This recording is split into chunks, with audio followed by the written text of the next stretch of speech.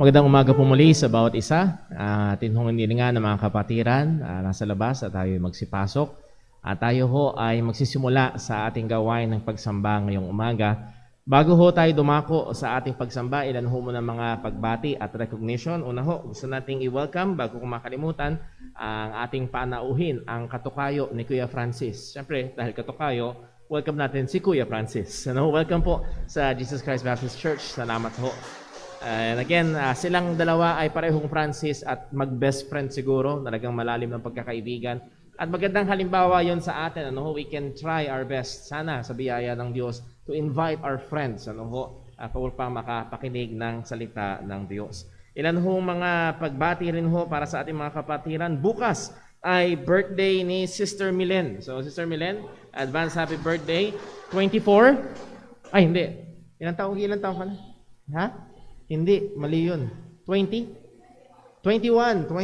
Oh, sige. Advance happy birthday, Sister Milan. Meron pa bang, alam ko meron pang abenti eh. Sino pa? Si? Ay, si nanay nga pala. Ang pinagmanahan ng kagandahan ng aking asawa. Si Nanay Nelia. Welcome, happy birthday po. Advance happy birthday po, Sister Nelia. And then also, magbe-birthday din naman, si Sister Pinky. Sister Pinky, December 21. Advance happy birthday po sa inyo. And then, anniversary din ho ni Brother Richard and Sister Kathy Baron ng December 21. That will be on Tuesday. So, happy anniversary po sa inyo. Ilan ho mga announcements mamayang gabi. Sa mga nakakaalala, mamayang gabi ho ay magkakaroon tayo ng church fellowship.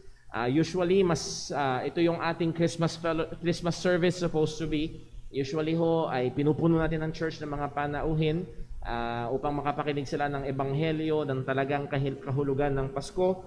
Pero hindi natin nagagawa ngayon yun because yes, sa pandemic pa rin ho tayo. Pero mamaya hong gabi, halos 2 taon nating hindi nagagawa. Magkakaroon tayo ng church fellowship. It will be a potluck church fellowship. Ibig sabihin, kung anong pagkain na meron tayo sa bahay, lutuin nyo man lang muna. Luto, tsaka kanin, dali natin dito tayo magsasalo-salo, okay? Now, Brother Paul, wala akong madadalang pagkain, okay lang din yun, punta tayo dito. And nawa ho ay na-miss natin. Kagaya ho kahapon, ang ating mga young people ay nagkaroon ng Joy Fellowship, at mamaya ho, mayroon tayong mapapanood na pinaghandaan ng ating hong mga kabataan. At yun ho ay isang very much na nakakatuwang bagay. At around 22 kami kahapon, 22 ba? 23? Nasa 23 yata na bilang ng mga kabataan nandito kahapon at nag-enjoy, nakinig ng salita ng Diyos, and then nagkaroon din ng mga games. So very much enjoyed, and we really miss the fellowship. Iba pa rin talaga yung sama-sama. And pagkakataon din yun para makilala natin yung ibang mga kapatiran ho natin at makasalamuha. So mamaya ho yung gabi, 6 p.m. ang ating gawain. At pagkatapos ho noon ay magkakaroon ho tayo ng ating hong Sunday evening church Christmas fellowship. So it will be a potluck fellowship and we are looking forward to that. Ilan pa hong mga announcements and reminders ho sa atin. Come next year, ay magkakaroon ho tayo ng ilang mga pagbabago. Dahil sa pandemic, ang atin hong mga Bible studies ay naging online. Meron tayong time in the Word every Wednesday and Friday. At yung ating hong prayer meeting ay nawala, naging online. Pero next year ho, magsisimula na ulit tayo ng ating gathered prayer meeting. That means Wednesday na lamang ang ating time in the Word. And then pag Friday, ay meron ho tayong gathered prayer meeting and also online. That is, i-stream pa rin ho online ang pag-aaral ng salita ng Diyos mula sa pulpito ng JCBC, and then i-merge natin yung online prayer meeting and yung in-person na prayer meeting. So that will be via Zoom app. So muli ho, yung ating mga kapatiran na nakakasama natin sa prayer meeting, please download the Zoom app. At kung meron kayong mga katanungan, you can contact me or si Brother Daryl for information. And then also, ang atin hong Bible reading mamaya, baka bigla ho kayo manibago, para din ho sa benefit ng iba nating mga kapatiran na hindi masyadong gamay ang English. Ang ating Bible reading ay magiging Tagalog. Bigyan siguro tayo ng sample ni Brother Daryl. Ayan. So ang ating Bible reading ay magiging Tagalog. It will be the passage ng preaching. So ano man yung passage ng preaching, yun ang ating Bible reading. At babasahin sa Tagalog. para ho sa mas ikakaunawa ng nakararami. Ano ho? So, nawa ho yaan ay maging kapaki-pakinabang ho sa atin. First time natin susubukan ho yaan all throughout almost 12 years ng JCBC. We were reading sa English through the New Testament and Psalms and Proverbs, and then iikot lang yun. So ito ho yun ating gagawin ho ngayon sa biyaya ng Panginoon. And then ang atin hong youth fellowship ay, Lord willing, magiging online-offline. Ano ho? One time, siguro yung first Sunday of the month ay in-person fellowship, and then yung third Sunday of the month ay online youth fellowship. Ganun ho ang mangyayari. So wait for further announcements. At in-announce na rin natin last Sunday yung youth camp, Lord willing, April 2022 ay magkakaroon ho ng youth camp, at isa ho sa mga requirements ay dapat bakunado. Hindi tatanggap ng camper na hindi bakunado. So pag-pray ho natin yan, at yung mga young people natin magandang makapaghanda na ng around 1,500 pesos as camp fee. That will be 3 days ng camp, at kasama na yung pagkain doon, kasama na yung lodging doon. Hindi ho yun mahal. Pag-pray ho natin, and Lord willing, magiging napakalapit lang sa atin noong campsite. Diyan lang ho sa lugar ng Balasing. Alam ni Brother Toto yun, yung his land. Yun ay, sabi nga nila, hidden sanctuary. Akala mo wala, pero pag pumasok ka sa loob, wow, ang sarap, nakakapag-relax talaga. At salamat sa Diyos na mayroong mga ganong mga lugar. So pag-pray natin, at hopefully, yung bagong variant ay hindi kumalat para hindi ma-cancel yung camp at mapanatili yung safety ho natin. Okay, that takes care of our announcements. Di ba na lang kung meron akong nakakalimutan, meron ba akong mukha naman at na-address natin lahat. So muli ho, mamayang gabi, 6:00 ang ating gawain, and we are inviting you. Sino lang ang available, kung sino ang gustong dumating upang tayo ay makapag-fellowship, yun ho ay we are looking forward to that. So tayo ho ay dadako ngayon sa ating paghahanda sa pagsamba. Magkaroon tayo ng sandali ng katahimikan para ho manalangin tayo sa Panginoon, hingin natin ang kanyang gabay, at gayon din ang pagsasaliksik sa ating pagsamba sa Kanya. Let's pray.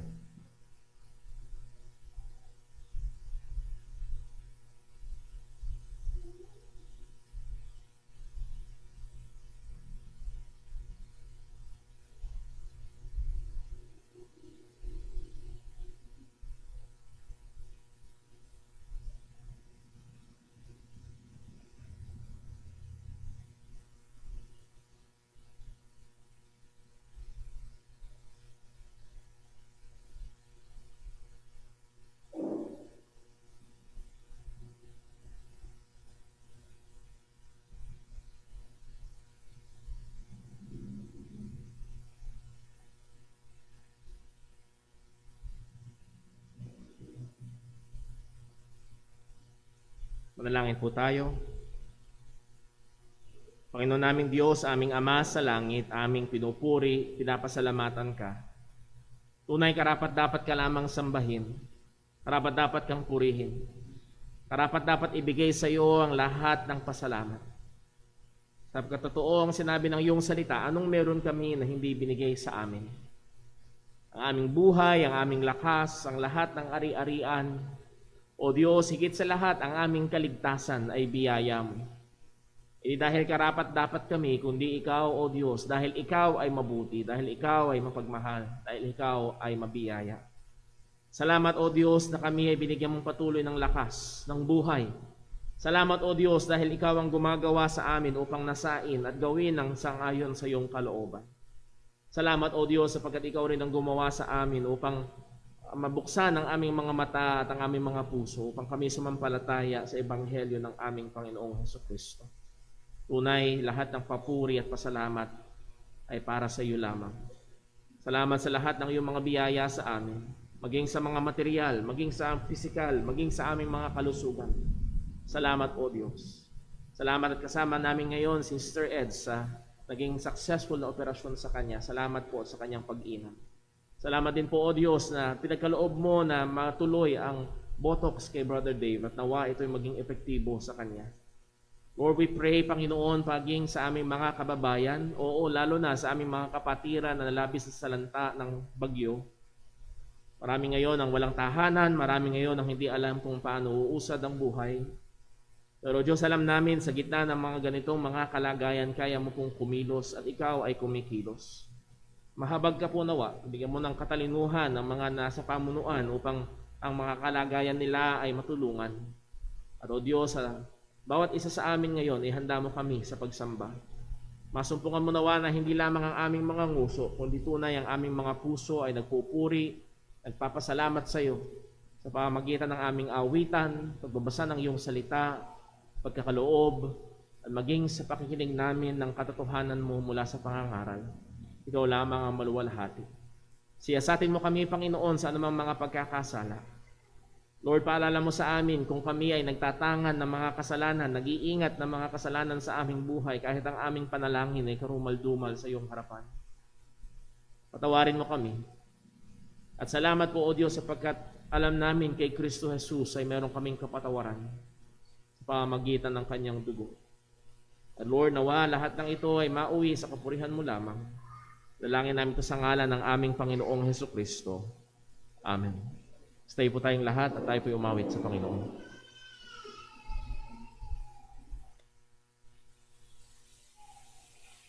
Tayo po umawit. Awitin po natin, Christ the Lord is risen today.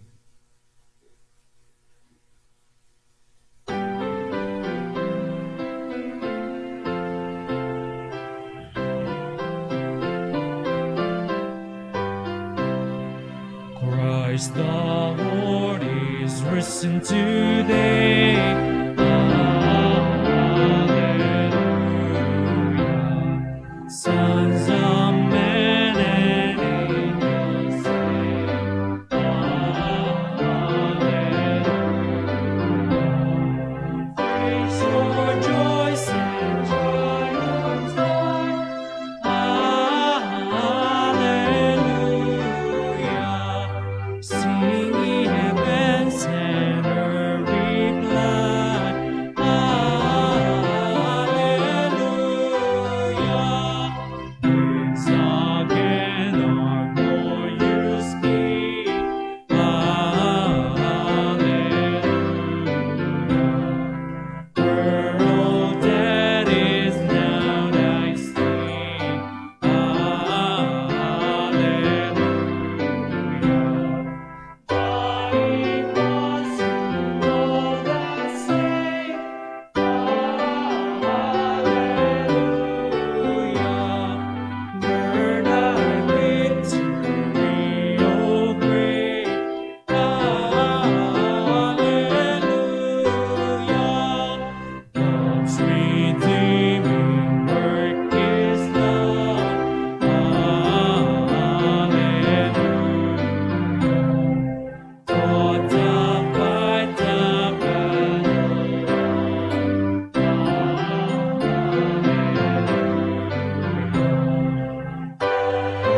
Make your beats him rise. Hallelujah.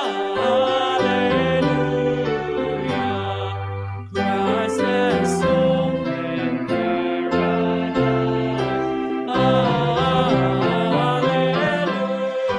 Hallelujah. Soon we now where Christ has led. Hallelujah. Following our exalted head. Hallelujah. Made like him, not him we rise. Hallelujah. Ours the cross, the grave that's lies. Hallelujah.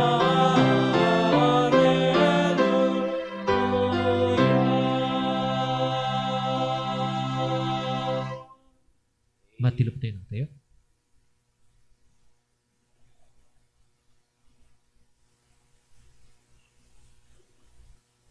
Gandang umaga po mga kapatid, ating purihin ng Panginoon. At para po sa pagbasa ng mga banal na kasulatan sa umagang ito, mula po sa aklat ng Lucas, chapter 2 in verse 8 hanggang 19. In verse 8, chapter 2 in verse 8, sabay-sabay po nating basahin. Ready, read. At may mga pastor ng tupa sa lupainding yaon na nangasa parang, na pinagpupuyatan sa gabi ang kanilang kawan, at tumayo sa tabi nila ang isang anghel ng Panginoon, at ang kaluwalhatian ng Panginoon ay nagliwanag sa palibot nila. At sila'y totoong nangatakot. At sinabi sa kanila ng anghel, huwag kayong mga takot, sapagkat narito, dinadalhan ko kayo ng mabubuting balita ng malaking kagalakan na siyang sasabuong bayan. Sapagkat ipinanganak sa inyo ngayon sa bayan ni David ang isang tagapagligtas na siya ang Kristo, ang Panginoon. At ito ang sa inyo'y magiging pinakatanda. Masusumpangan ninyo ang isang sanggol na nababalot ng lampin at nakahiga sa isang pasabsaban. At biglang nakisama sa anghel ang isang karamihan buo ng langit na nangagpupuri sa Diyos at nangagsasabi, luwalhati sa Diyos sa kataas-taasan at sa lupay kapayapaan sa mga taong kinalulugdan niya. At nangyari nang lisanin sila ng mga anghel at nangap sa langit, ang mga pastor ay nang usapan, magsiparoon nga tayo ngayon hanggang sa Bethlehem at tingnan natin itong nangyari na ipinagbigay alam sa atin ng Panginoon. At sila'y dali-daling nagsiparoon at nasumpungan kapwa si Maria at si Jose at ang sanggol na nakahiga sa pasabsaban. At nang makita nila yaon, ay inihayag nila ang mga sinabi sa kanila tungkol sa sanggol na ito. At lahat ng nakarinig nito ay nangagtaka sa mga bagay na sinabi sa kanila ng mga pastor. Datapwat iningatan ni Maria ang lahat ng mga pananalitang ito na pinagbulay-bulayan sa kaniyang puso. Salamat sa Panginoon. Purihin ang Diyos sa pagkabasa ng kanyang mga salita. Tayo po'y sumandaling manalangin. Ama namin Diyos, Panginoon namin sa langit. Ama, muli po nagagalak ang aming mga puso, Panginoon, nang iyong mga anak ay tinipon mo sa dakong ito.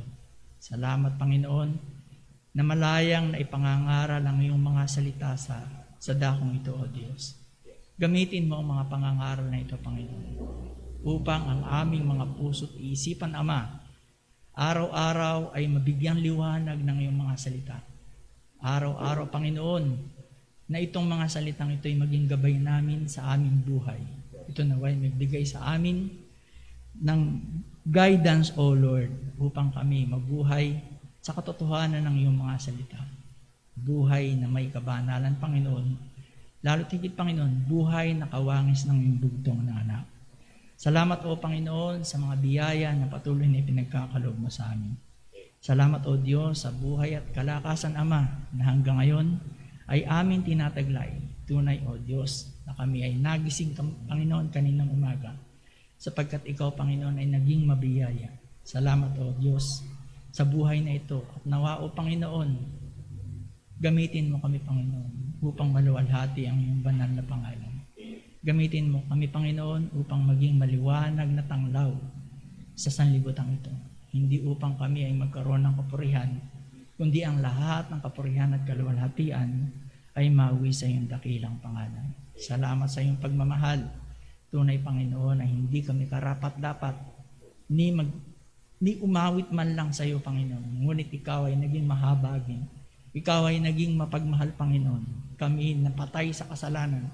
Kami na mga basahan lamang sa iyong mga harapan, Ama, ay binigyan mo ng liwanag ng iyong mga salita sa aming mga puso't isipan upang kami makaunawa ng tunay na daan ng kaligtasan na sa pamamagitan lamang ng banal na dugo kamatayan at muling pagkabuhay ng iyong bugtong na anak, ang aming Panginoong Jesucristo. Alalahanin mo, O Panginoon, ang mga kapatid na namin na nandoon, ang mga karamdaman, Ama.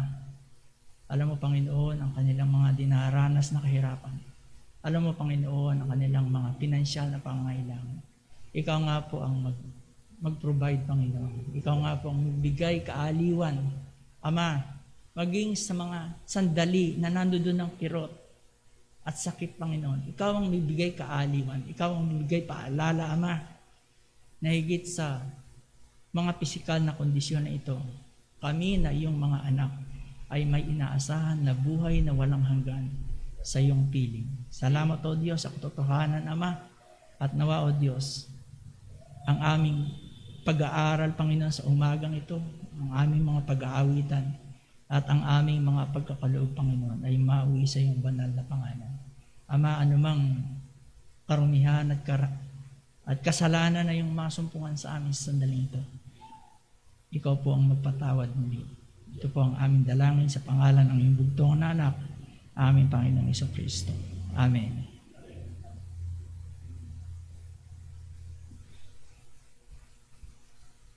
Tayo po ulit tumawag sa Panginoon. Awitin po natin, I will sing the wonders story.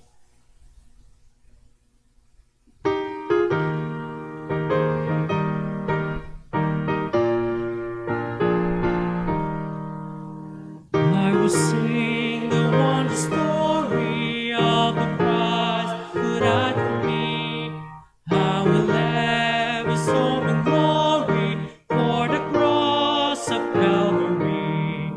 Yes, I sing the wonder story of the Christ who died for me.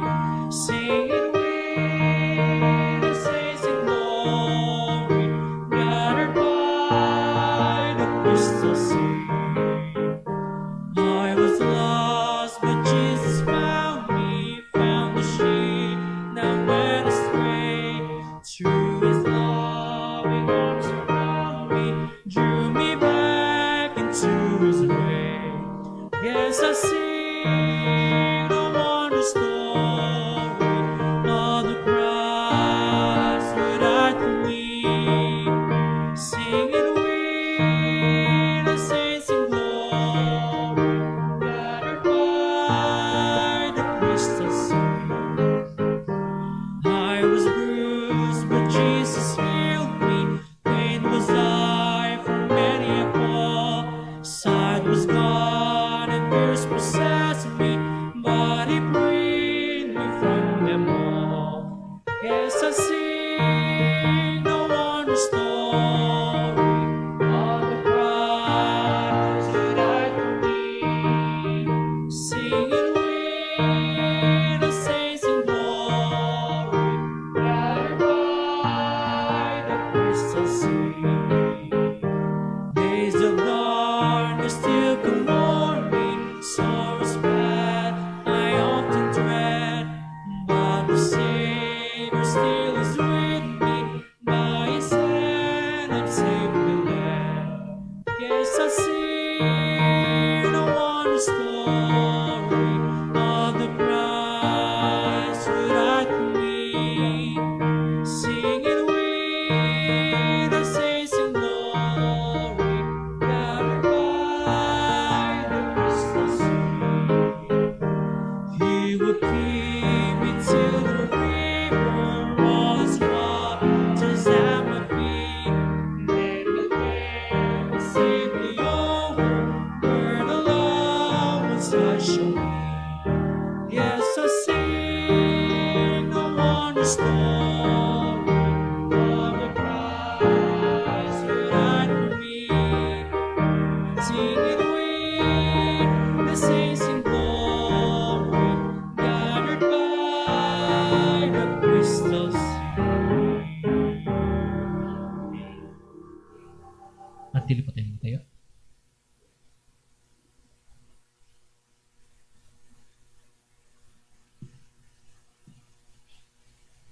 Para po sa ating pagbibigay, basahin po natin ang ating Bible passage 2 Corinthians chapter 9 verses 6 hanggang verse 8. Sabay-sabay po natin basahin. Ready? Read. But this I say, he which soweth sparingly shall reap also sparingly, and he which soweth bountifully shall reap also bountifully. Every man according as he purposeth in his heart, so let him give, not grudgingly or of necessity, for God loveth a cheerful giver. And God is able to make all grace abound toward you, that ye, always having all sufficiency in all things, may abound to every good work. Tayo pong lahat ay manalangin. Dakila naming Diyos, aming Ama, na makapangyarihan sa lahat, O Diyos, kami po'y patuloy na nagpupuri at nagpapasalamat sa iyo, Panginoon. Salamat po, O Diyos, na kami po ay dinala mo at tinipon mo sa iyong bahay-sambahan ngayong mga oras na ito, Panginoon, upang kami po ay purihin ka, luwalhatiin, at pag-aralan ang iyong mga salita, O Diyos. Lord, salamat po na sa kabila ng panahon, sa kabila, Panginoon, ng dumaang bagyo, kami pa rin po, Panginoon, ay karapat-dapat na magpasalamat sa iyo, Panginoon. Dahil sa kabila po ng ganitong mga bagay, ay naroon pa rin po ang iyong awat habag sa amin, Panginoon. O Diyos, salamat po sa iyo sa araw-araw na paggabay, pagpatnubay mo, Panginoon, sa amin pong mga buhay. Sa amin pong paikibaka sa kasalanan, Panginoon, alam po namin na naroon ang biyaya at paggabay mo, Panginoon, sa amin. Salamat po, Panginoon, sa iyo sa mga pagsubok ng buhay na amin pong dinaranas, na tinuturuan mo kami, Panginoon, na sa iyo kami umasa, sa habag mo, Panginoon, at sa biyaya mo lamang namin ihawak, Panginoon, yung aming mga pananampalataya. O Diyos, patuloy na kami nagpapasalamat, Panginoon, sa iyo. At sa oras na ito ay kami po'y magbibigay. Tanggapin mo, Panginoon, nawa ang aming mga ipagkakaloob bilang pasasalamat sa iyo, Panginoon. Tanggapin mo ang mga bagay na ito na mabangong samyo sa iyong harapan, Panginoon. Ikaw nakakaalam ng puso. Nawa, Panginoon, na ibigay namin ito, ipagkaloob namin ito na mayroong kagalakan sa aming mga puso, O Diyos. Ikaw maluwalhati sa mga ipagkakaloob. Gamitin mo, Panginoon, ang lahat ng ito para sa iyong gawain at sa ikalalaganap ng iyong ebanghelyo, O Diyos. Purihin ka, Panginoon. Ito po ang aming samot-dalangin sa matamis at makapangyarihang pangalan ng aming Panginoong Yesus. Amen.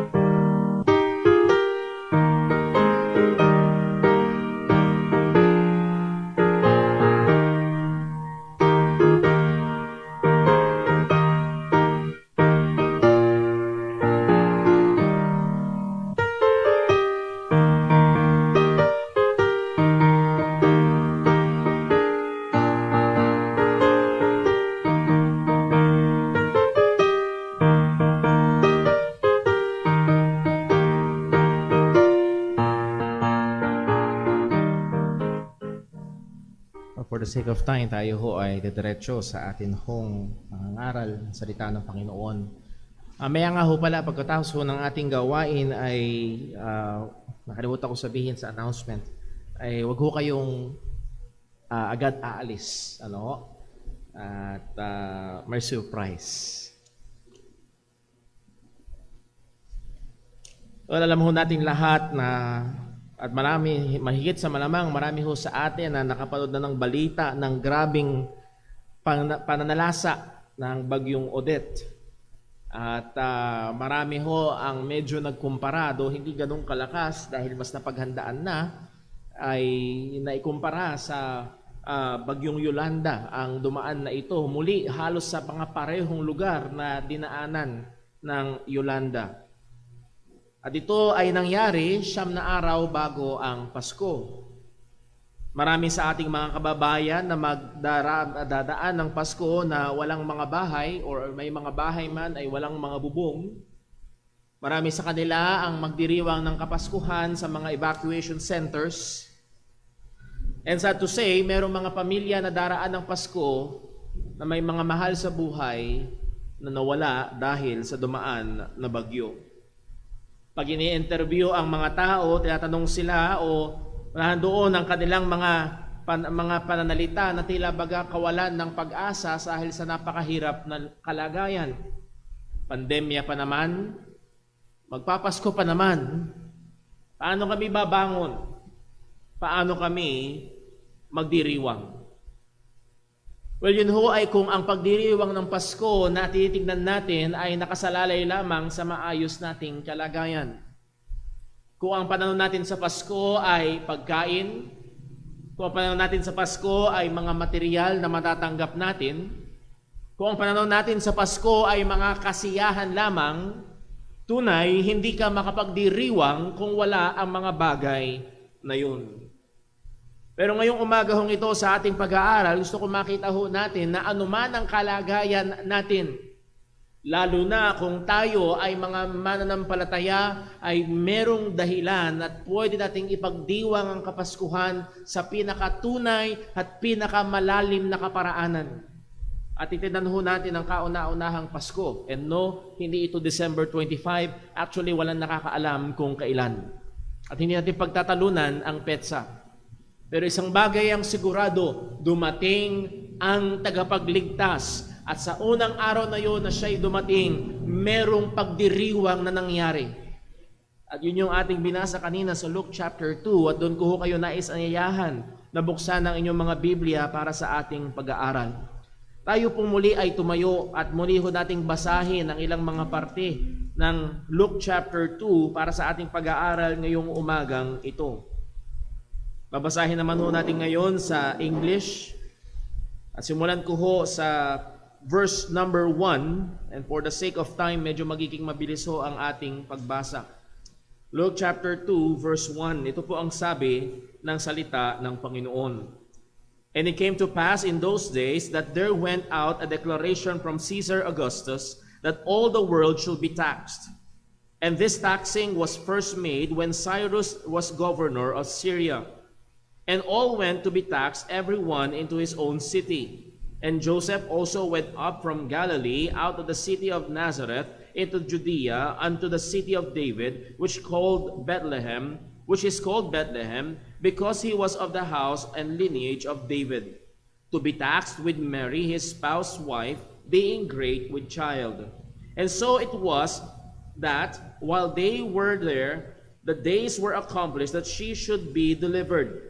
And she brought forth her firstborn son, and wrapped him in swaddling clothes, and laid him in a manger, because there was no room for them in the inn.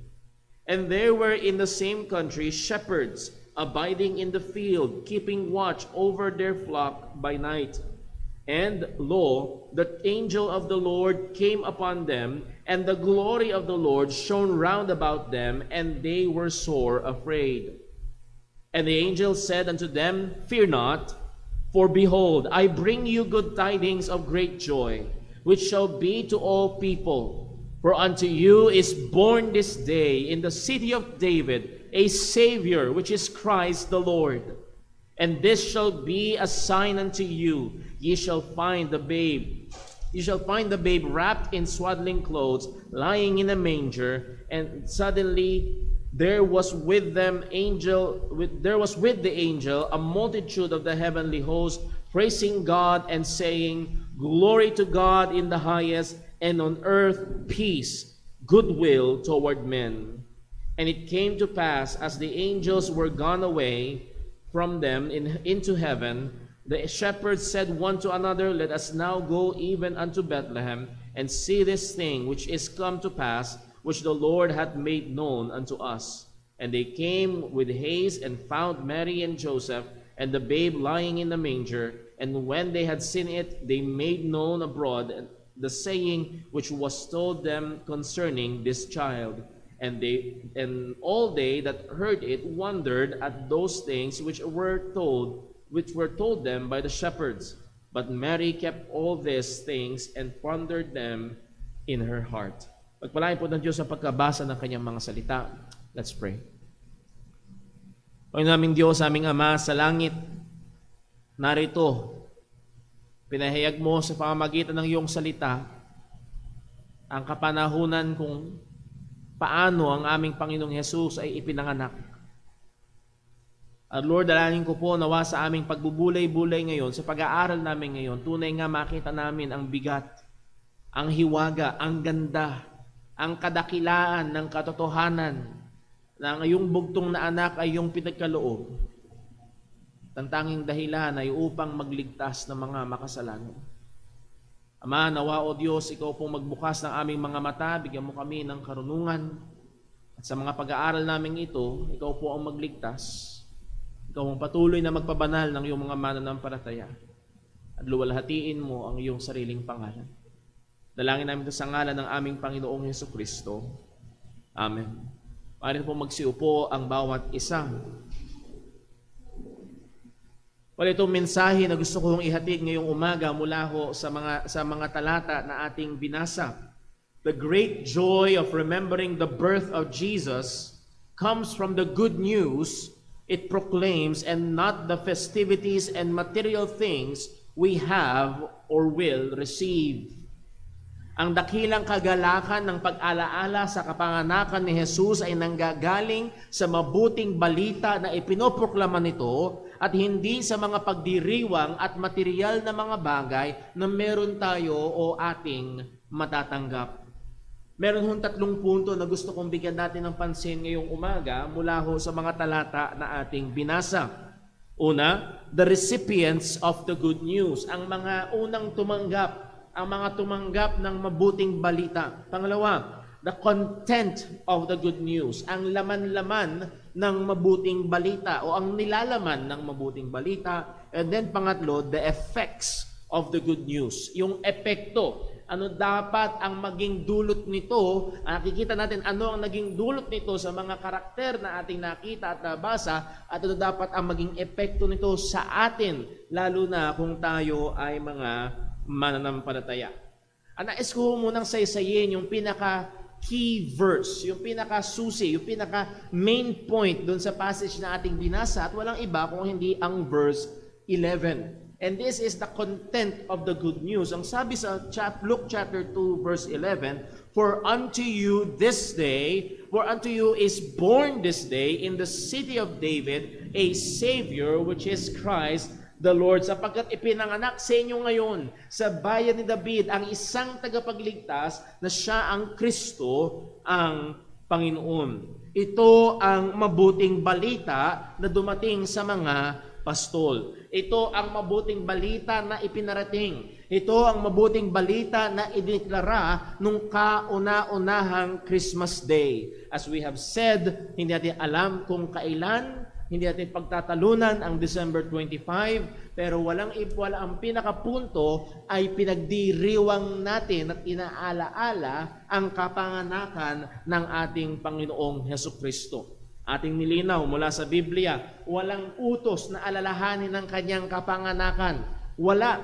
Ang inutos ay alalahanin natin ang kanyang kamatayan doon sa krus at ang kanyang muling pagkabuhay. So yes, may mga Kristiyano na hindi nagdiriwang ng Pasko. Wala tayong problema doon dahil wala silang nilalabag sa salita ng Panginoon. Huwag nating isipin na mas banal tayo dahil pinagdiriwang natin ng Pasko. At huwag din namang isipin na hindi nagdiriwang na mas banal sila kaysa mga nagdiriwang. I am convinced ito ay lumalapag doon sa sinabi sa Romans chapter 14, let every man be convinced in his own mind. So hindi natin pagtatalunan itong pagdiriwang na ito, pero gusto kong makita ho natin mula sa mga talata na ating binasa na merong nangyayari, merong epekto itong pagdating ng tagapagligtas. This is a great news indeed. Ito ay napakadakilang balita na dumating ang tagapagligtas. And one of which na nagsasabi at nagpapakita ng kadakilaan at kagandahan ng mabuting balita na ito ay ang katapatan ng ating Panginoon. Ang katapatan niya sa kanyang pangako. Ang katapatan niya na tukdi ng kanyang mga sinabi. Magbalik lamang ho tayo ng pansin sa ilang mga sinabi ng Panginoon sa lumang tipan. Kauna-unahan sa Genesis chapter 3, verse number 15. Pagkatapos mahulog sa kasalanan ng tao, ni Adan at ni Eva, ay nagsaysay na agad ang Panginoon ng sinasabi, "And I will put enmity between thee and the woman, and between thy seed and her seed, and it shall bruise thy head, and thou shalt bruise his heel." Ito yung tinatawag na proto-evanghelion, na kauna-unahang gospel na merong darating na dudurog sa ulo ng ahas, nagagapi sa kaaway. At walang iba yun kung hindi ang binhi ng babae. At walang iba ito kung hindi ang ating Panginoong Hesukristo. Yes, ito'y nangyayari nung pinanganak si Jesus. Dumating ang binhi ng babae na ipinangako. Hindi lamang yun sa 2 Samuel chapter 7 verse number 12. 2 Samuel chapter 7 verse 12, nangako ang Diyos kay Haring David na merong uupo sa kanyang trono na maghahari magpakailanman. Ang sabi sa verse 12, "And when thy days be fulfilled, and thou shalt sleep with thy fathers," translation, mamamatay ka na, "I will set up thy seed after thee, which shall proceed out of thy bowels, and I will establish his kingdom. He shall build an house for my name, and I will establish the throne of his kingdom forever." Sino ang katuparan na ito na magiging lahi ni David, lalabas sa mga anak ni David na maghahari magpakailanman? Walang iba kung hindi ang ating Panginoong Hesukristo. Sa Isaiah chapter 7 verse 14, roughly around 700 years bago ipanganak ang ating Panginoong Hesus, ang sabi, "The Lord himself shall give you a sign. Behold, a virgin shall conceive and bear a son, and shall call his name Emmanuel." At alam natin kung anong ibig sabihin ng Emmanuel, meaning God with us. Sumasa atin ang Diyos, kasama natin ang Diyos, at ang fulfillment ng pangako ng Diyos na ito ay walang iba nung dumating, nung ipinanganak ang ating Panginoong Hesukristo. Isaiah chapter 9 verse 6, ang sabi muli ni Propeta Isaiah, "For unto us a child is born, unto us a son is given, and the government shall be upon his shoulder, and his name shall be called Wonderful, Counselor, the Mighty God, the Everlasting Father, the Prince of Peace." At again, sino ang fulfillment nito? Sino ang katuparan nito? Walang iba kung hindi ang ating Panginoong Hesukristo. Isa pa ho at last sa Micah chapter 5. Micah chapter 5 verse 2. Ang sabi ni Prophet Micah, "But thou, Bethlehem Ephratah, though thou be little among the thousands of Judah, yet out of thee shall come forth unto me that is to be ruler in Israel, whose goings forth have been from of old, from everlasting." So narito ay binigyang pansin, saan daw darating, saan ipapanganak ang tagapagligtas? Sa Bethlehem. At lahat ng mga propesiyang ito, lahat ng mga pangako na ito na sinabi ng Panginoon ay nakasampong ng fulfillment o ng katuparan dito sa good news na inannounce ng anghel. "For unto you is born this day in the city of David." Ito yung seed of the woman. Ito yung anak ni David. Ito yung ipinangako na anak ng birhen. Ito ang tagapagligtas. Siya ang dumating. So ang punto ho ay ang katapatan ng Diyos sa kanyang pangako. Isa ho ito sa gusto ko nating maalala tuwing magdiriwang tayo ng Pasko. Maaring hindi tapat si Ninong at Ninang sa pagbibigay ng aginaldo. Pero tapat ang Diyos sa pangako niya. tapat ang salita ng Diyos. Now, gusto ko lang ho bigyan ng note. Kung naalala niyo ho yung ating binasa sa chapter 2, verse 1 and 2, na kung saan ang existing na Caesar, si Caesar Augustus ng Roman Empire, ay nagpatawag at nagpagawa ng census at ng census. Kaya ang lahat ng mga tao ay kailangan umuwi sa kanilang mga sarili-sariling mga bayan. Dinikri niya na sila ay i-tax at magkaroon ng census. Kaya ito'y nagresulta sa Acts chapter 2 verse 4 na si Joseph at si Mary ay umuwi ng Bethlehem dahil taga doon sila. Doon ang lahi ni Haring David. Kung naalala, kakabasa lang natin sa Micah chapter 5 verse 2, ito ang sinabi ng salita ng Diyos. Hindi alam ni Caesar Augustus, hindi plano ni Caesar Augustus na siya'y maging kagamitan para mangyari ang sinabi ng salita ng Diyos, pero muli pinapakita dito at isa sa sinasaysay ng katotohanan ng Pasko ng ating Diyos ay soberano. Hindi aksidente na siya'y pinanganak sa Bethlehem. And by the way, ang word na Bethlehem ay meaning house of bread. Hindi aksidente, doon pinanganak ang tinapay ng buhay.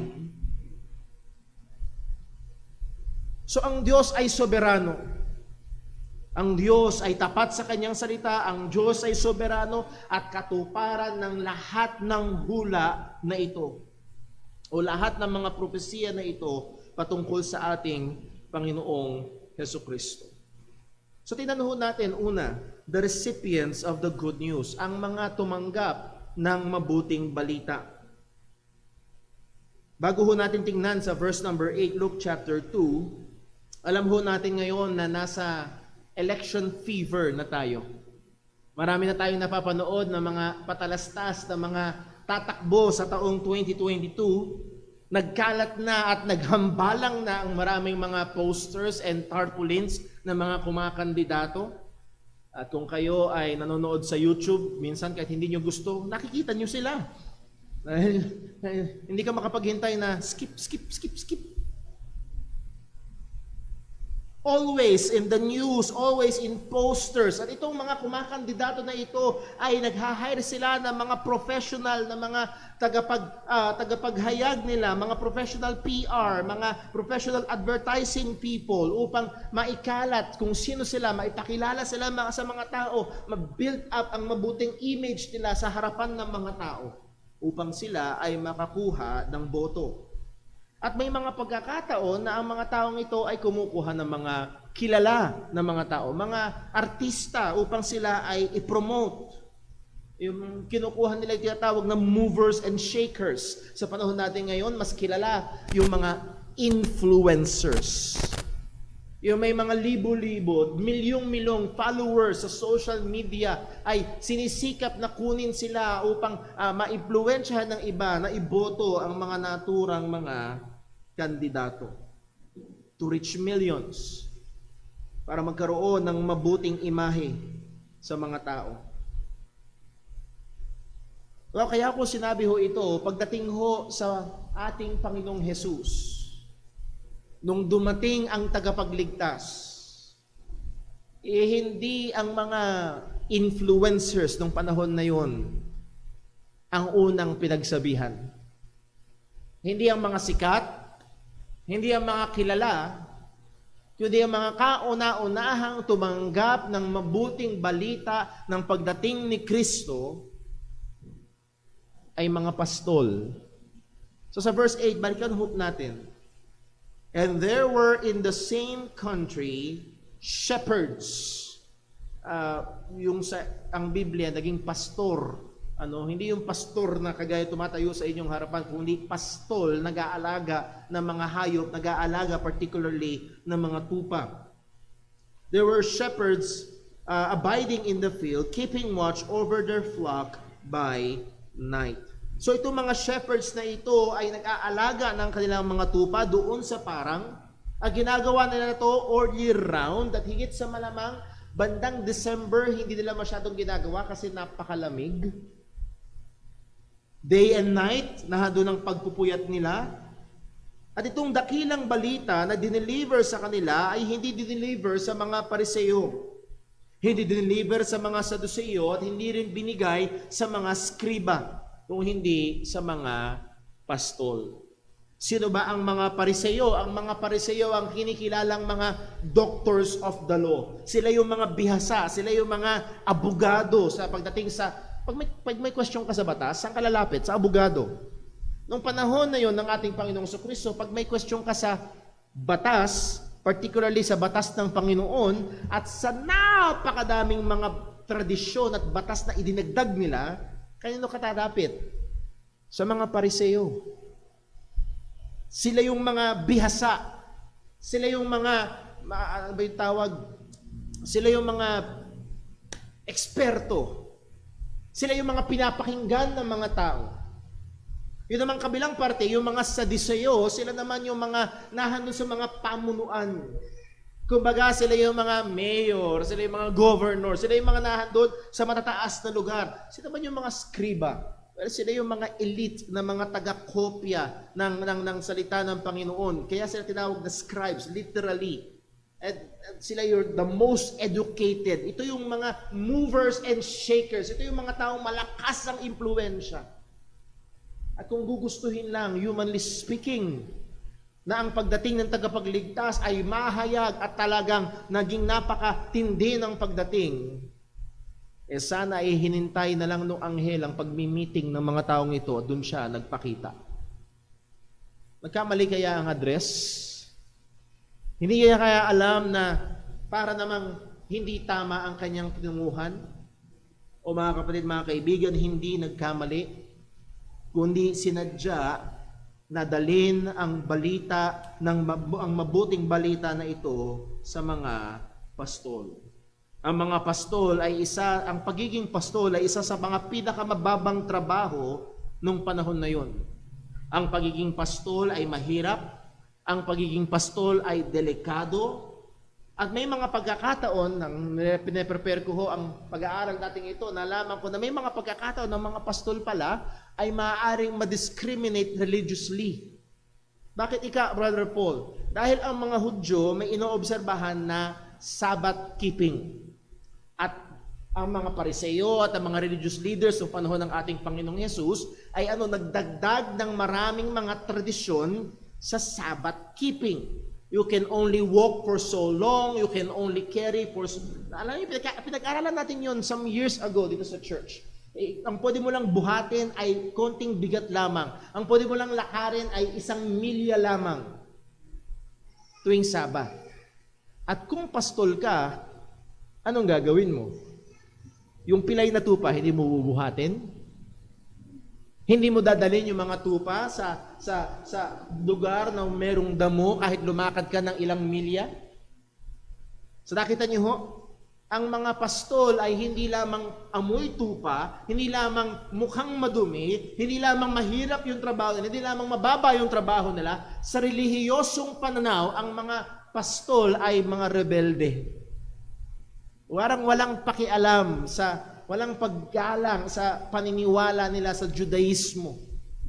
So, hindi lamang sila mababa ang tingin sa kanila dahil sa trabaho nila, mababa din ang tingin nila dahil sa hindi nila pagganap sa mga tradisyon ng relihiyon. So again, ang mga pastol na ito ay hindi sikat. Ang mga pastol na ito ay hindi pinakikinggan. Ang mga pastol na ito ay kinukonsider na hindi edukado. At actually, meron pa ho ako nabasa na may mga pagkakataon daw ho na mga pastol ay hindi pinapakinggan maging sa korte dahil ang tingin sa kanila ay hindi edukado. Yun ang kalagayan nila. Pero mga kapatid, sa mga pastol, unang ipinahayag ang mabuting balita na dumating na tagapagligtas. Putahan lang natin sa Isaiah 61. Isaiah 61 verse 1, may sinabi ang Panginoon dito. Ang sabi, "The Spirit of the Lord is upon me, because the Lord hath anointed me to preach good tidings unto the meek. He hath sent me to bind up the brokenhearted, to proclaim liberty to the captives and the opening of the prison to them that are bound. At ang gusto kong bigyan attention ho natin dyan sa sinabi ni Isaiah ho dyan, and this is a prophecy about the coming Messiah. At ang sabi ho dyan, He had anointed me to preach good tidings or good news unto the meek. That word meek, pag pinag-aralan niyo ho, yung Hebrew word niyan ay nangangahulugang to be depressed. Maaaring depressed emotionally or maaaring depressed circumstantially. A depressed state, mahirap na kalalagayan. A low state, mababang kalalagayan. Or another word, a poor circumstance. Mahirap. As in literally, mahirap. At ang sabi ng salita ng Panginoon, He had anointed me to preach the good news unto those who are poor. At maraming mga komentaris ang nagkakaisa na higit sa malamang isa sa fulfillment nito ay ang mabuting balita ay unang dumating sa pastol. Silang mahirap, na mababa ang tingin, na mahirap ang kalagayan. So narito ho ang katotohanan ng ating Panginoong Hesukristo. Ang balita patungkol sa kapanganakan ng ating Panginoong Hesukristo ay unang ibinigay sa mga taong mabababa ang kalagayan. In fact, ang ating Panginoong Jesus, in fulfillment of this na sinabi na Isaiah sa Isaiah 61 verse 1, ay madalas nagiging skandalo. Bakit? Madalas niyang kasama ay sino? Hindi yung mga religious leaders. Ang madalas niyang kasama ay yung mga sinners, yung mga taxpayers, mga tax collectors. So naroon ang katotohanan. Ang sabi ni John MacArthur in commenting in this verse, ang sabi niya, the first announcement of the birth of the Messiah is made to the lowliest, commonest, and unskilled peasants in the Jewish social strata. Yung kauna-unahang paghahayag ng mabuting balita tungkol sa kapanganakan ng Mesiya ay binigay sa pinaka-mababa. Now, ano ho ang magiging mensahe nito para sa atin? Ano ho ang magandang makita ho natin sa bagay ho na ito? Bago ho natin puntahan yun, itong mga pastol, ang mga unang mga taong nagdeklara ng pagdating ng Mesiyas. Sa verse 17, nabasa natin, and when they had seen it, they made known abroad the saying which was told them concerning this child. Ikinalat nila. Pero ano naging resulta nung pagsasalisay nila? Nagtaka lang yung mga tao. Ano yung sinasabi nila? Hindi binigyang bigat. Wala masyadong kredibilidad dahil mababa ang tingin sa kanila. Pero mga kapatid, sa kanila unang dumating ang mabuting balita. Sa 1 Corinthians chapter 1, ang sabi ni Apostol Pablo, 1 Corinthians chapter 1 verse 26, for ye see your calling, brethren, how that not many wise men after the flesh, not many mighty, not many noble are called. Hindi ko makalimutan yung nabasa ko na meron daw lumapit sa isang mangangaral.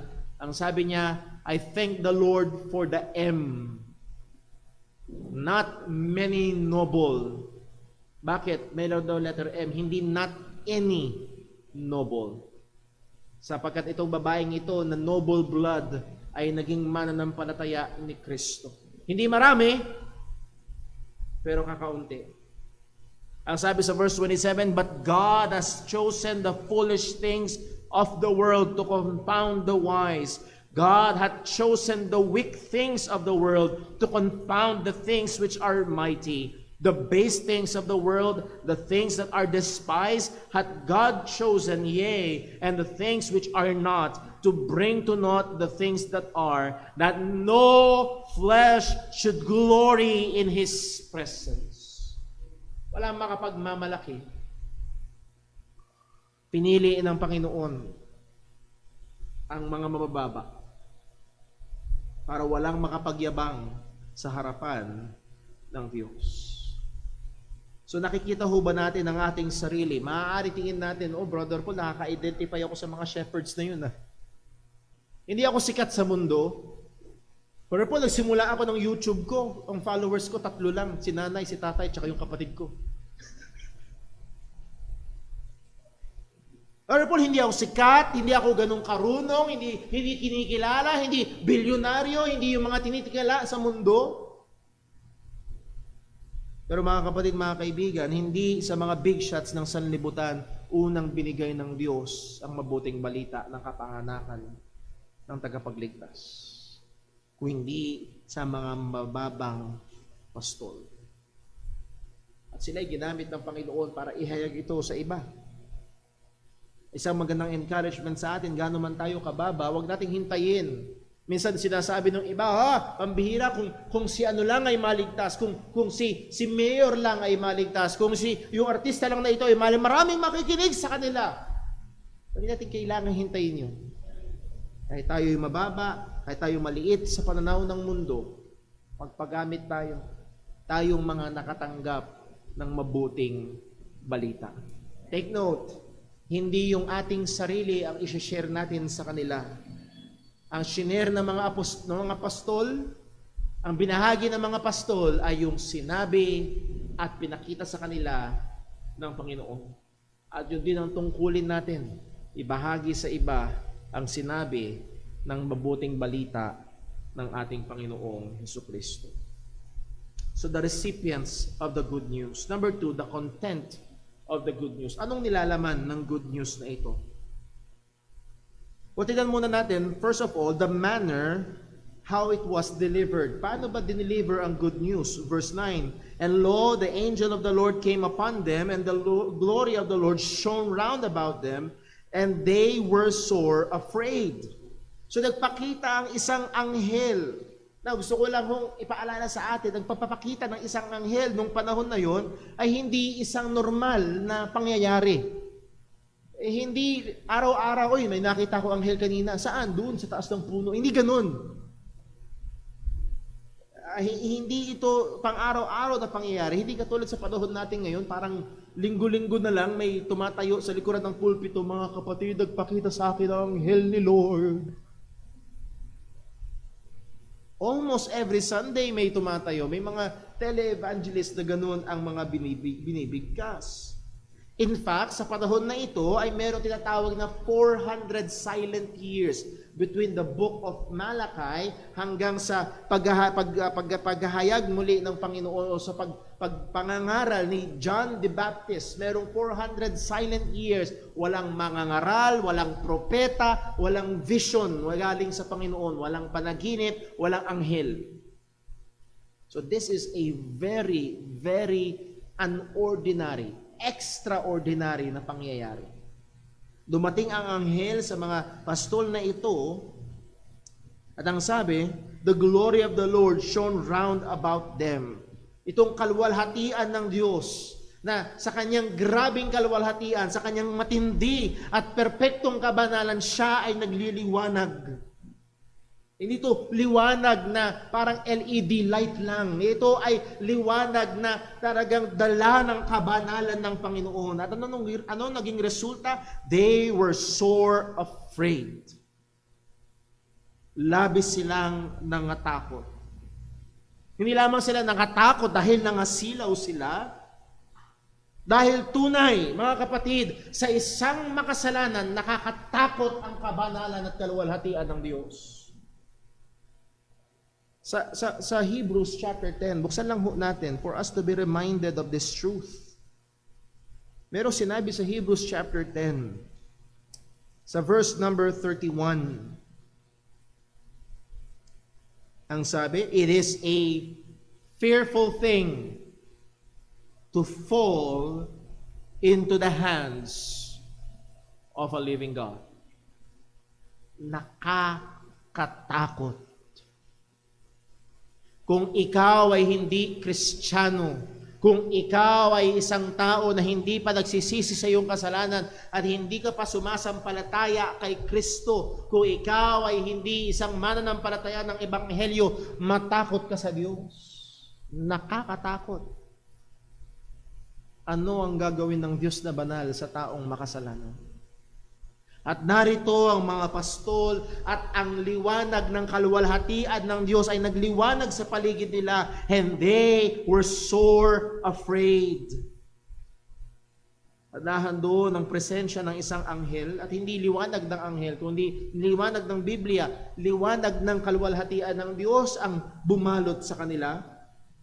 And the glory of the Lord shone round about them, and they were sore afraid. Pagdating sa verse 10, and the angel said unto them, fear not, fear not.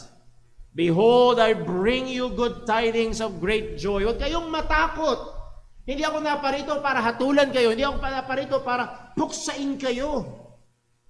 By the way, hindi yun nakakalimutan, may pagkakataon sa lumang tipan na kung saan ang isang anghel sa 2 Kings chapter 19 verse 35, isang anghel, listen, isang anghel pumuksa sa 185,000 na Assyrian. Kung isusugo ng Diyos ang isang anghel para hatulan ng tao, mauubos. Kaya dumating ang isang anghel, nangatakot sila, nagliwanag ang kaluwalhatian ng Panginoon, at narito ang anghel ay nagsabi, huwag kayong matakot dahil ang dardala ko ay mabuting balita. I bring you good tidings of great joy. Ang anghel na ito ay ipinadala na mayroong spesipikong gawain. Ang spesipikong gawain niya ay magdala ng mabuting balita, hindi tilibreng balita, hindi pangit na balita, hindi nakakalungkot na balita, hindi balita ng hatol, kundi balita ng kagalakan.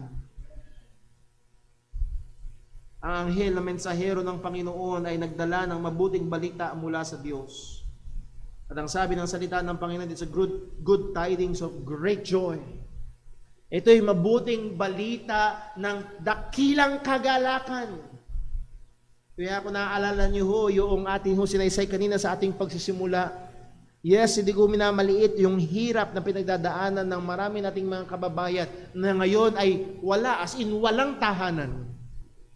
Paano magdiriwang ng Pasko? O mga kapatid, kahit puno ng regalo, kahit puno ng ang hapagkainan, kung hindi mo pa natatanggap ang mabuting balita na ito, wala ka talagang dahilan para magkaroon ng kagalakan.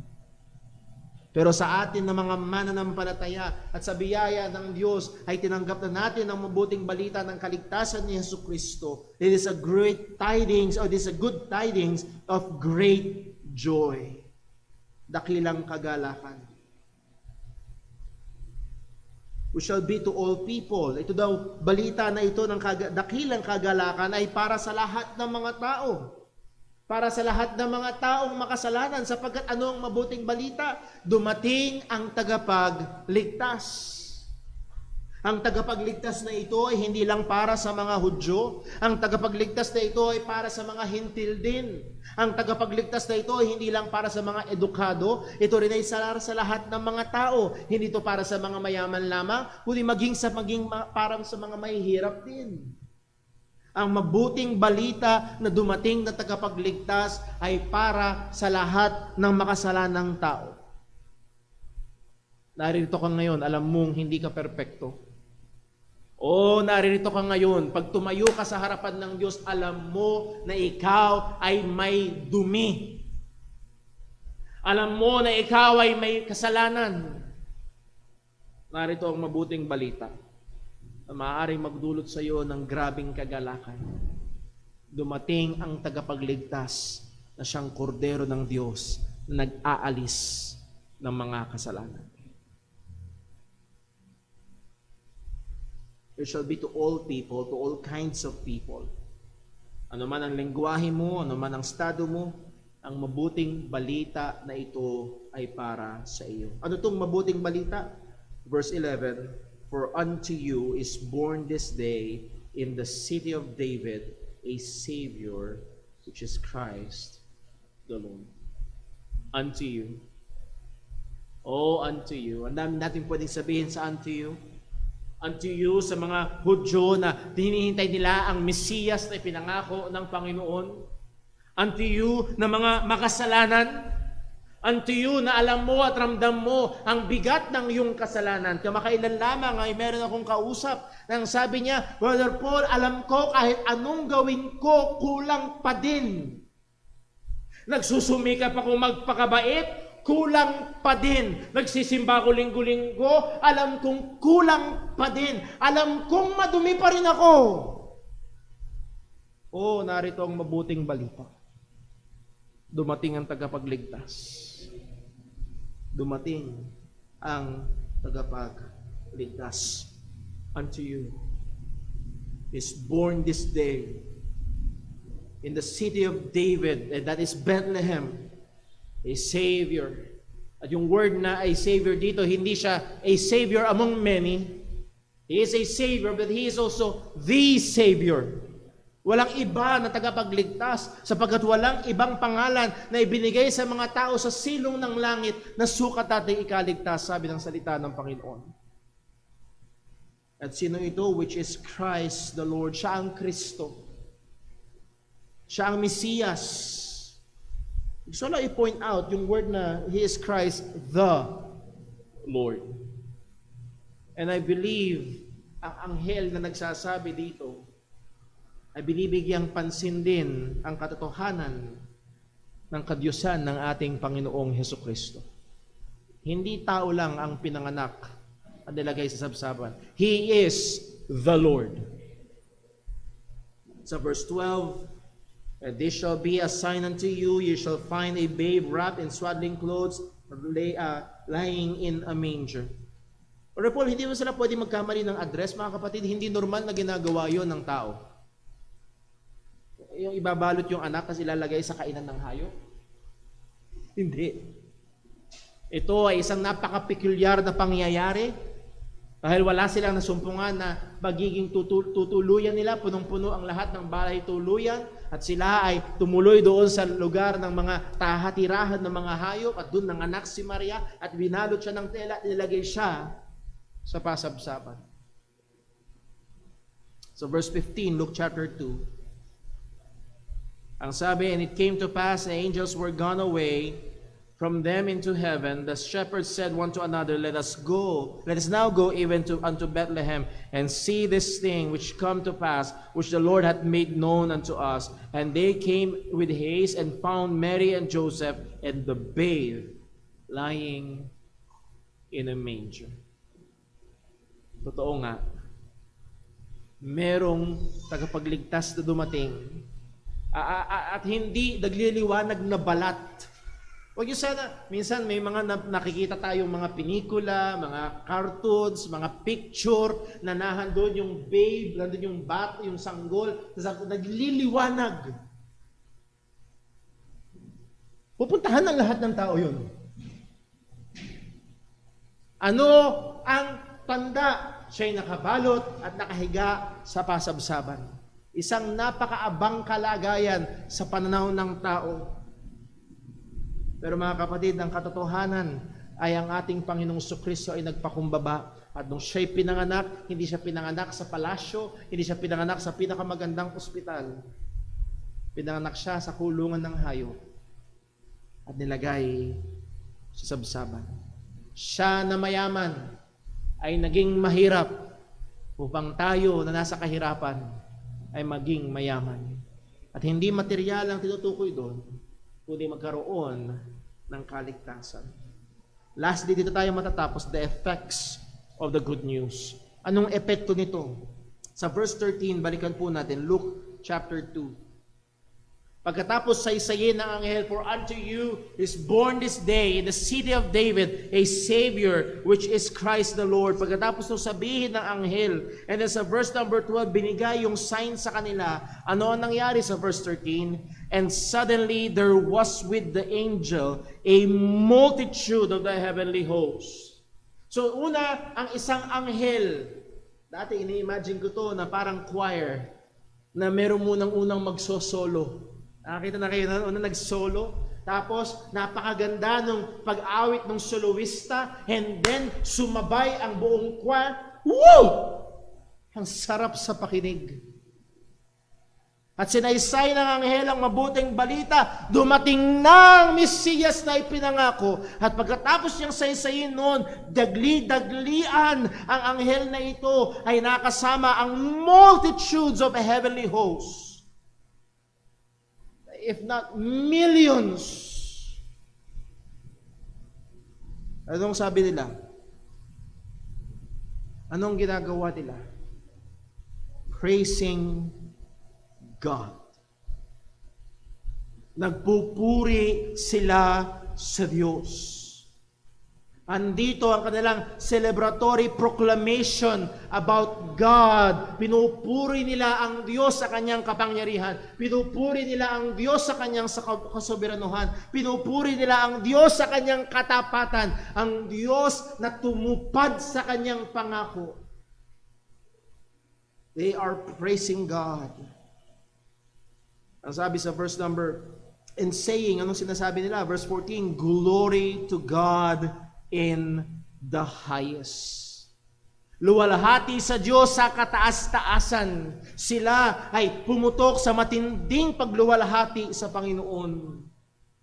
Sa Kanya na gumawa at sa Kanya na tumutupad sa Kanyang salita. Sa Kanya na mahabagin, mapagmahal, mabiyaya, tapat, mabuti. Lahat ng Kanyang mga katangian ay pinupuri nila. Glory to God in the highest.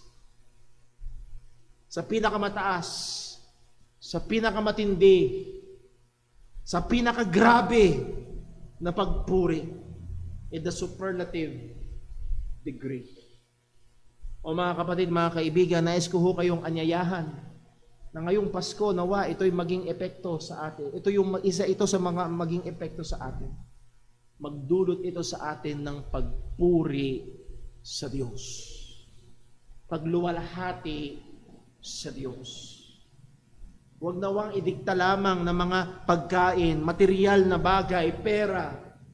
Huwag nawang kontrolin ang pagkukumpara sa iba. Pambihira, yung kapitbahay ko, naglitsyon na naman kami. Nako, yung kapitbahay ko, dinaan pa sa harapan namin yung bagong TV nila, magpapasko lang.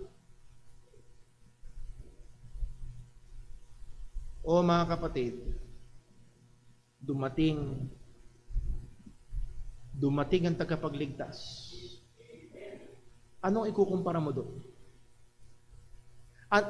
Anong bagay sa mundo ang gagapi, ang tatalo, ang hihigit sa ganda at dakila ng dumating na tagapagligtas? At lalo na kung ang tagapagligtas na ito ay totoong tagapagligtas mo. Glory to God in the highest. Ang epekto ng mabuting balita na ito ay una sa lahat, pagpupuri sa Panginoon. Pagtataas sa Panginoon.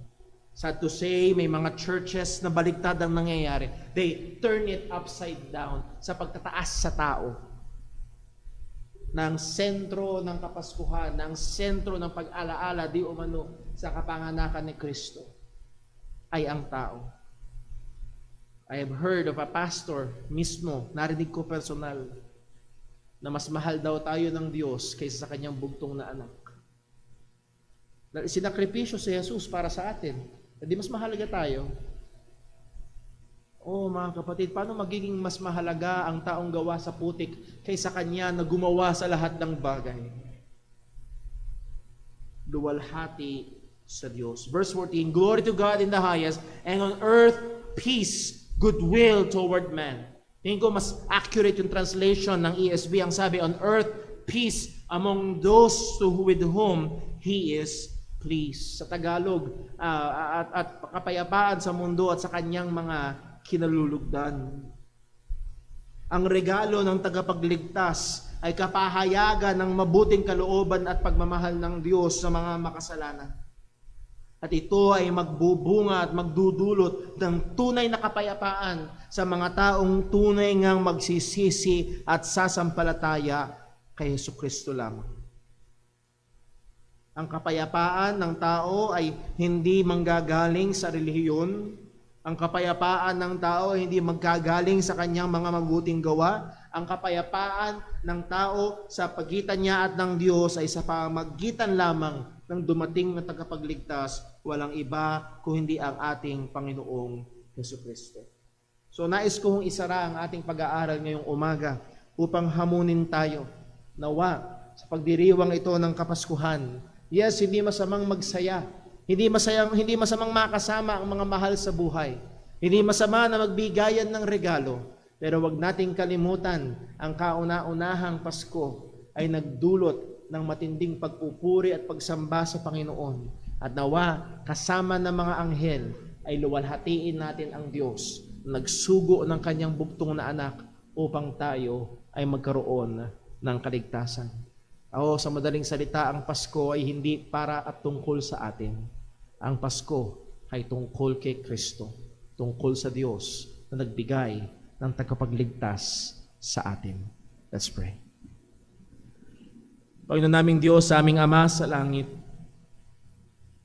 tunay nga, anuman ang aming kalagayan, meron mang karamdaman, meron mang kahirapan, at maaaring meron mga daladalang problema sa buhay na ito, o maaaring kagaya ng ibang mga kababayan namin na salanta ng bagyo. O Lord, lalo na kung kami ay mga mananampalataya, meron pa ring dahilan. Napakalalim, napakalinaw, napakatibay na dahilan para magdiwang, para magpuri, para magpasalamat. Sapagkat sa awa at katapatan at kahabagan mo, ay ibinigay mo ang aming Panginoong Hesukristo. Dumating ang tagapagligtas, kung kaya't kami na mga makasalanan ay merong pag-asa. Kami na mga mananampalataya ng Ebanghelyo ay may tunay na kaligtasan. At anuman ang kalagayan namin sa ngayon, ay maaari at dapat pa rin kaming magpuri at magpasalamat sa iyo. O tulungan mo kami ng mga katotohanan mong ito ang maghubog sa aming pananaw. Huwag mo kami hayaan na pangunahan at hubugin ng sanlibutan sa pananaw ng Kapaskuhan. Kundi, O Diyos, kasama ng mga anghel, masupungan mo kami nga ay nagpupuri sa iyo sa kaitasan, sa iyong kaluwalhatian, sa iyong katapatan. Salamat po sa iyong mga salita na paalala sa amin. Tulungan mo nawa kami, O Diyos, na hindi lang maging tagapakinig, kundi maging tagatupad ng mga ito. Habang tayo ay nakayuko, magkakaroon tayo ng ilang sandali ng pagbubulay-bulay. At nawa mga katotohanan ng Diyos na ating napakinggan ngayon, ay pag-isipan natin paano ito magiging epektibo sa ating buhay. Panalangin po tayo ng ilang sandali sa Panginoon.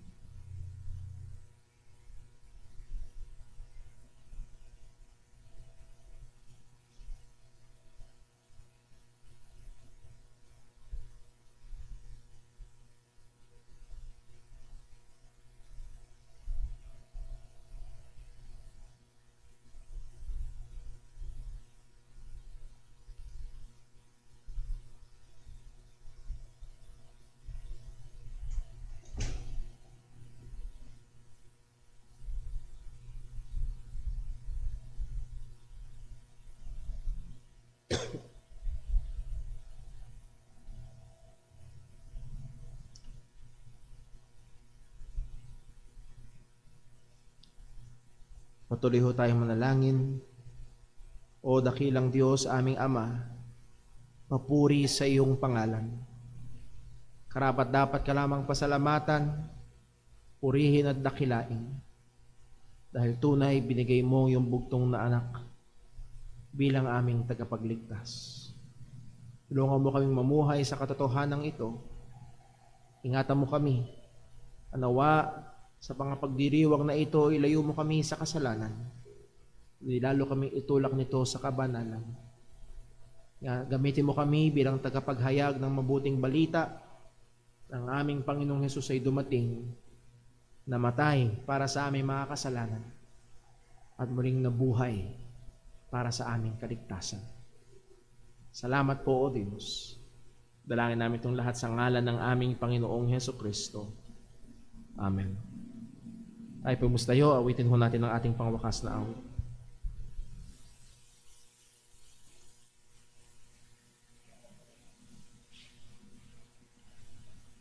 Tayo po yung mawit. Awitin po natin More About Jesus.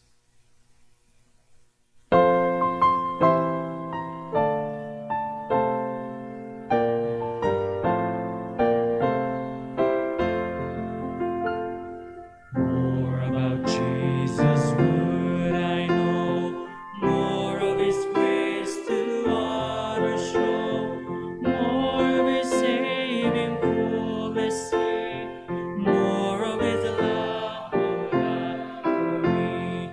More about Jesus, more about Jesus, more of His saving fullness see, more of His love would I for me.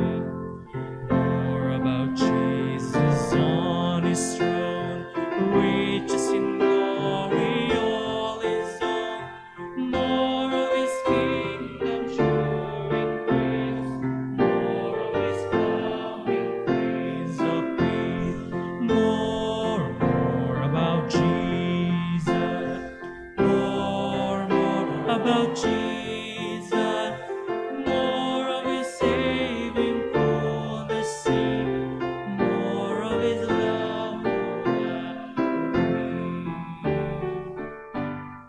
Amen. Purihin po ang Panginoon, mga kapatid. Salamat po sa bawat isang naririto, maging sa ating mga kapatid at kaibigan na matunghay sa ating live stream. Nawa, ngayong Kapaskuhan, hindi na puro regalo o material na bagay lamang ang ating konsidera at salamat sa Panginoon. Pero bigyan nating pansin at atensyon ang katotohanan dumating at tagapagligtas.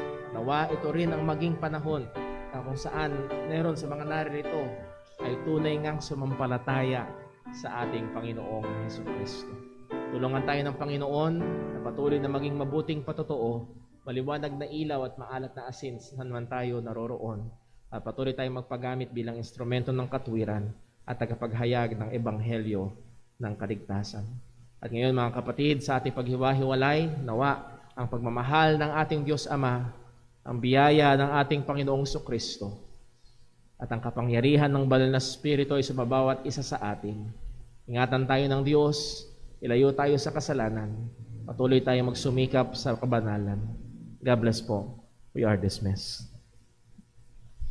At dahil dismissed na ho tayo, tapos na ho ang ating gawaing pagsamba, pero wala ho mo nang aalis. Wala ho mo nang aalis. Pwede ho bang maupo muna tayo sandali? Ayan. Tapos na ho yung ating pinaka-worship service. Meron tayong dalawang bagay ho na inihanda para sa ating mga kapatiran dito sa JCBC. Dahil hindi natin nagagawa yung usual nating pagkakainan dito sa church, meron ho kaming ipapauwi sa inyo at sa inyo na lang kakainin. Okay? Okay ho ba yun? And then meron din inihanda yung ating mga young people. At habang pinanonood nyo ho ito at namamangha kayo sa kanila, ewan ko kung mamamangha o mauumay, tingin ko mamamangha naman. Inihanda ito ng ilang mga kapatiran. Gusto ko i-encourage pa iba nating mga young people. Balak nilang gawin to every month.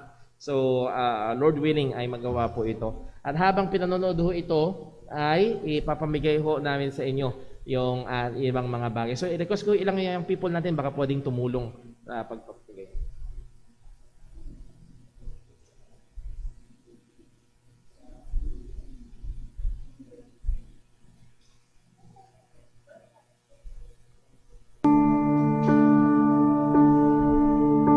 Oh, come, all you unfaithful, come, weak and unstable, come, no, you are not alone.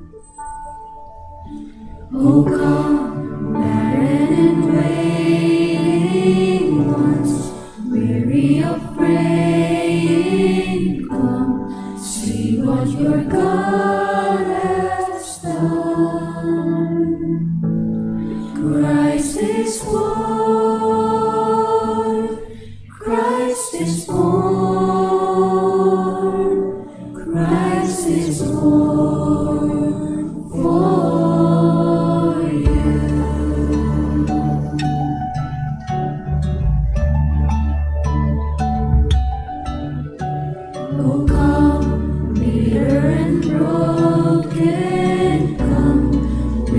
words unspoken, come, taste of His perfect love.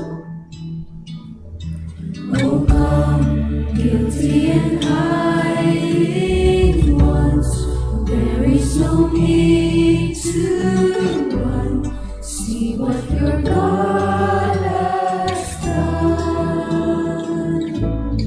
Christ is born. Christ is born.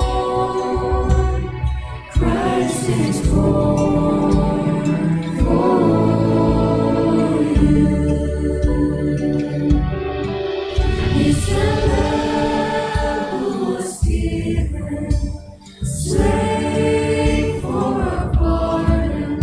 His promise is peace for those who believe.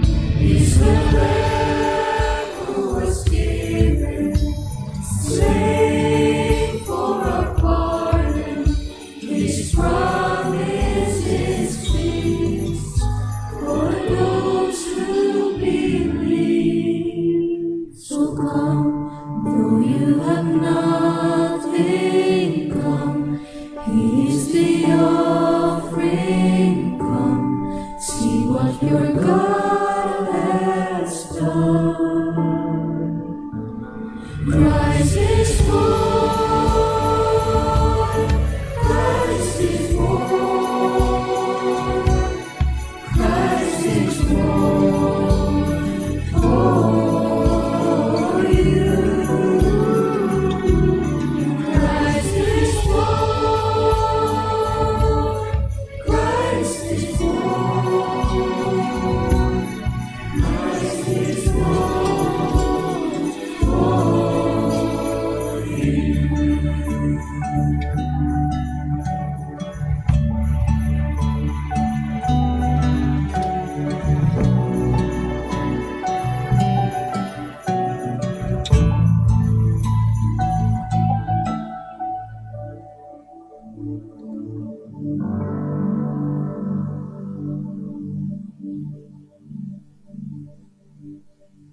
Amen. Ano ho? Purihin ang Panginoon. Salamat ho.